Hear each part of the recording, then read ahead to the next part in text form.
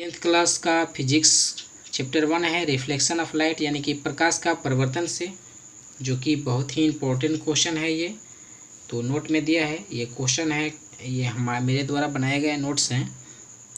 और ये कह रहा है कि अवतल दर्पण एवं उत्तल दर्पण में प्रमुख अंतर लिखिए। तो उत्तल दर्पण और अवतल दर्पण में क्या अंतर है उसी के बारे में लिखना है। क्वेश्चन कहेगा कि अवतल दर्पण और उत्तल दर्पण में कुछ अंतर लिखे, जैसे 2, 4, 3, 4, 5 कुछ भी।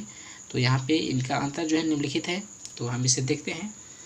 कह रहे हैं कि अवतल दर्पण और उत्तल दर्पण। तो अवतल दर्पण होता है, इसका परावर्तक सतह अंदर की ओर धंसा रहता है। तो अवतल दर्पण जो है, इसका परावर्तक सतह अंदर की ओर धंसा होता है, और उत्तल दर्पण में इसका परावर्तक सतह जो है बाहर की ओर उभरा होता है। तो यही अंतर है। या इससे भी बोल सकते हैं कि अवतल दर्पण को हम अंदर की तरफ धंसा महसूस करते हैं, यानी कि बाहर कलई किया हुआ, और उत्तल दर्पण का जो है अंदर की तरफ हम कलई किया हुआ और बाहर उभरा हुआ। तो यह हो गया उत्तल और यह हो गया अवतल। और दूसरा है इसका कि यह काल्पनिक तथा वास्तविक दोनों प्रकार का प्रतिबिंब बनाता है। कौन? तो अवतल। अवतल दर्पण जो है काल्पनिक भी प्रतिबिंब बनाता है और वास्तविक दोनों प्रकार का प्रतिबिंब बना सकता है अवतल दर्पण। और उत्तल में कहा है कि यह केवल काल्पनिक ही प्रतिबिंब बनाता है, यानी कि केवल काल्पनिक प्रतिबिंब बनाने वाला दर्पण जो होता है उत्तल दर्पण होता है।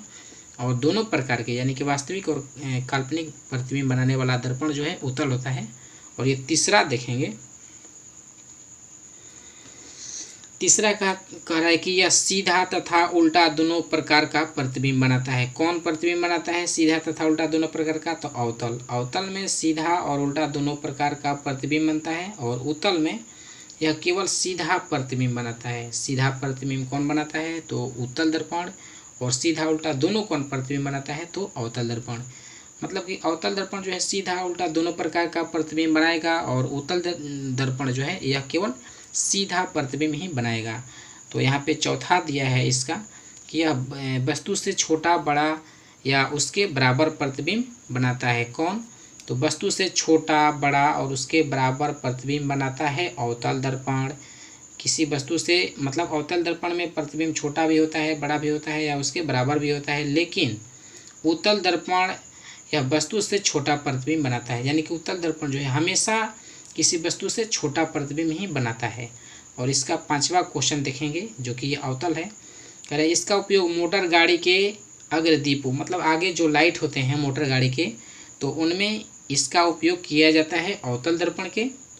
और उत्तल दर्पण का है, इसका उपयोग मोटर गाड़ी के साइड मिरर के रूप में होता है, यानी कि साइड मिरर यानी कि पीछे देखने के लिए, यानी कि मोटर गाड़ी के जो साइड में दर्पण लगा रहता है, जो जिससे देखा जाता है साइड में, तो वो होता है उत्तल दर्पण। और ये जो है मोटर गाड़ी के आगे जो बल्ब होते हैं उसमें जो दर्पण लगाया जाता है वो होता है उत्तल, और जो साइड में लगाया जाता है वो होता है अवतल, उत्तल, और ये है अवतल। तो आप इसे ध्यान दीजिए, ये एक प्रकार का नोट्स है जो मेरे द्वारा बनाया गया है। और आपने इनके पहले वाले क्वेश्चन नहीं देखे हैं तो कृपया ज़रूर देख लेना, जो कि वीडियो के आपको डिस्क्रिप्शन में इसका प्लेलिस्ट मिल जाएगा। तो यहाँ से एक बार और देख लेंगे उत्तल दर्पण और अवतल दर्पण में अंतर। तो अवतल दर्पण का है कि इसका परावर्तक सतह अंदर की ओर धंसा रहता है और इसका परावर्तक सतह बाहर की ओर उभरा रहता है। तो ये दोनों में एक अंतर हो गया। और दूसरा कह रहा है कि यह काल्पनिक तथा वास्तविक दोनों प्रकार का प्रतिबिंब बनाता है, यह केवल काल्पनिक प्रतिबिंब बनाता है। और तीसरा कहता है कि यह सीधा तथा उल्टा दोनों प्रकार का प्रतिबिंब बनाता है, यह केवल सीधा प्रतिबिंब बनाता है।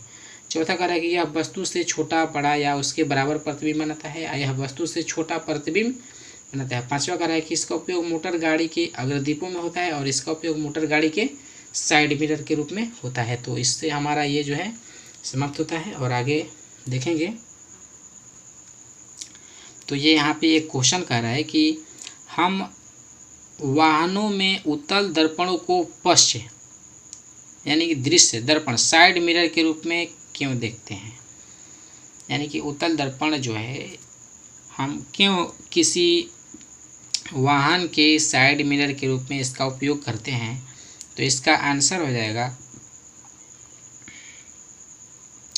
कि हम वाहनों में उत्तल दर्पणों को यानी कि साइड मिरर के रूप में इसलिए देखते हैं क्योंकि यह जो है इसका दृष्टि क्षेत्र जो होता है ये बड़ा होता है। तो बड़ा दृष्टि क्षेत्र होने के कारण काल्पनिक सीधा और छोटा प्रतिबिंब बनाता है, इसीलिए इसका उपयोग जो है हम वाहनों के साइड मिरर के रूप में करते हैं, उत्तल दर्पण का उपयोग। यही इसका आंसर हो जाएगा कि हम वाहनों में उत्तल दर्पण यानी कि पीछे देखने में साइड मिरर के रूप में इसलिए करते हैं क्योंकि इसका दृष्टि क्षेत्र जो है काफ़ी अधिक होता है और यह जो उस वस्तु का प्रतिबिंब बनाता है काल्पनिक सीधा एवं छोटा प्रतिबिंब बनाता है, इसीलिए इसका उपयोग हम लोग करते हैं। तो ये है इसका आंसर। तो चलिए आगे बढ़ते हैं दूसरे क्वेश्चन नेक्स्ट वीडियो में।